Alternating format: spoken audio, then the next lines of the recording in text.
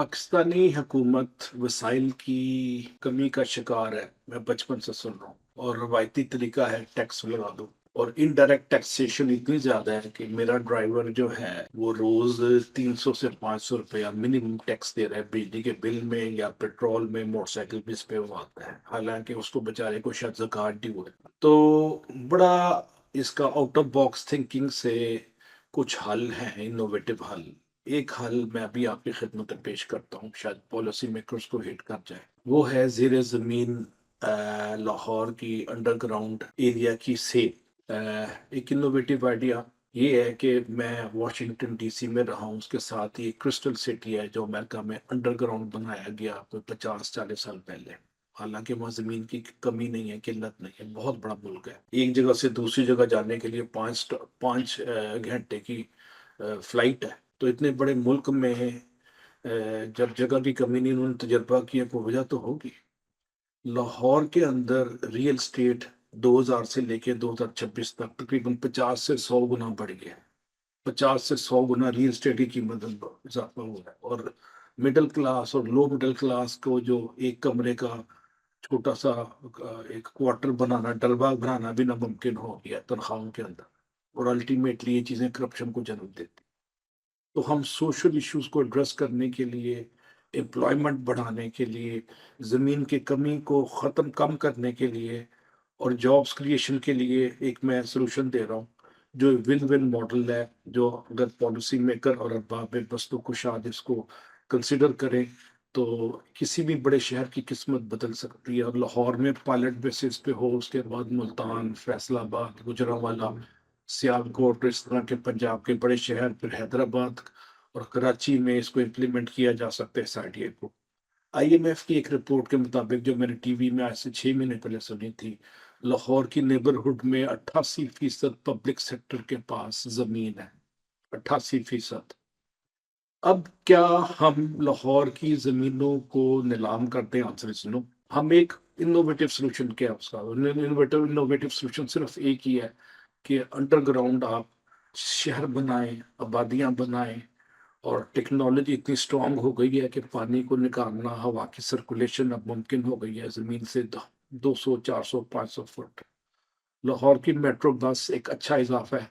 मुल्तान की metro bus, Karachi की metro bus वगैरह वगैरह जो बड़े बड़े शहरों में है, पेशावर में, क्या इनके जो नीचे जमीन है हम उसकी 10 मंजिलें बना के उसको नाकाम कर सकते हैं? पहली मंजिल फॉर एग्जाम्पल एक्स चीज के लिए हो जाएगा और पब्लिक प्राइवेट पार्टनरशिप से उसको ड्रिल किया जाए नीचे, और 10 मंजिलें कीमत के लिहाज से नीलाम कर दी जाए गहराई के हिसाब से। जिस तरह फ्लैट ऊपर बनते हैं 10 मंजिला, 10 मंजिलें नीचे बना लें। टेम्परेचर भी कंट्रोल होगा और शायद और मसाइल भी ना पड़े। जमीन वही की वही है। नीचे आप मेट्रो बस की एक मिसाल ले लें। मेट्रो बस का हर स्टॉप के नीचे एक स्टॉप डिक्लेयर कर दिया जाए मार्केट का। एक मार्केट फॉर एग्जांपल उर्दू बाजार है, एक शाहजमी बाजार है, और इस तरह एक फैंसी ड्रेसेस की है, मेल की और फीमेल की। इस तरह 25-50 नीचे जितने भी इनके स्टॉप्स हैं, 25-50 उन पे एक एक मार्केट बना दी जाए और उस पे 100 से 200, 400 दुकानें बनाई जाए। सरकार के पास पैसे नहीं, आप जानते हैं। पब्लिक प्राइवेट पार्टनरशिप से built own operate and transfer के 30 साल में तक वो किराया जो कंस्ट्रक्ट कर रहा है बिल्डर वही लेगा, और 30 साल के बाद सरकार की प्रॉपर्टी हो जाएगी। इसे कहते हैं built own operate and transfer.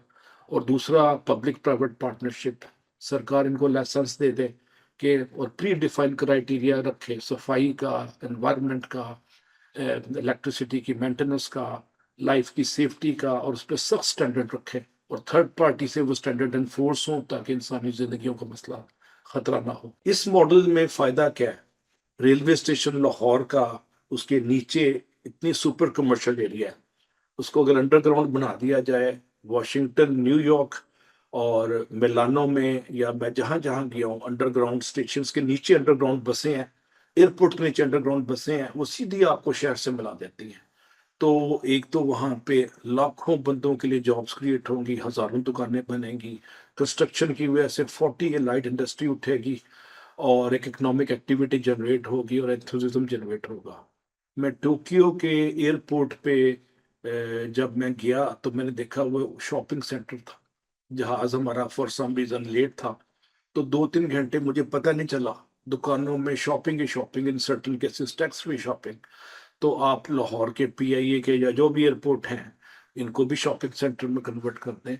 Economic activity generate होगी तो एम्प्लॉयमेंट आएगी, एम्प्लॉयमेंट आएगी तो बच्चे छोड़ छोड़ के मुल्क नहीं भागेंगे।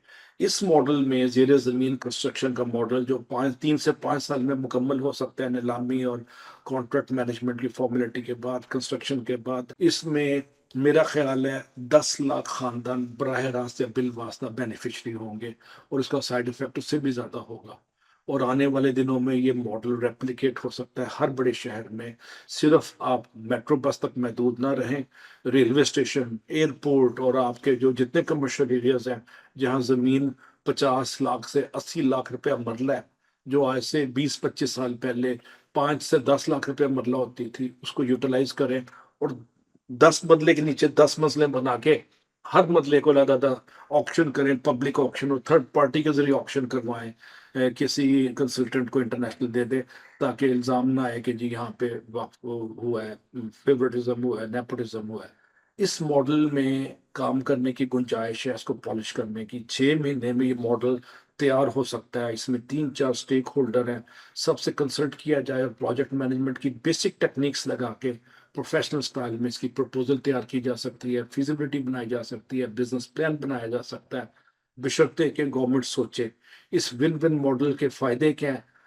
पोल्यूशन कंट्रोल हो रही है, उसके बाद जमीन जो है बहुत इंक्रीज हो रही है, प्राइस वो कंट्रोल हो जाएगी जब सप्लाई और डिमांड कम होगी, लोगों को जॉब्स मिलेंगी।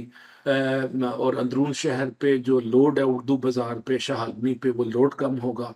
और शहर के मुख्तलिफ सेगमेंट में छोटी छोटी नई मार्केटें बनने से इकोनॉमिक एक्टिविटी एक्सट्रीम पे जाएगी। और गवर्नमेंट को एक पॉलिटिकल माइलेज भी मिलेगा, जो भी गवर्नमेंट है, बशर्ते के इनोवेटिव आइडिया को फॉलो करें, एक्सेप्ट करें और उसको तस्लीम करें। रवायती सोच से गैर रवायती मसलों का हल नहीं होगा, गैर रवायती सोच से नए मसाइल का, नए चैलेंजेस का हल है।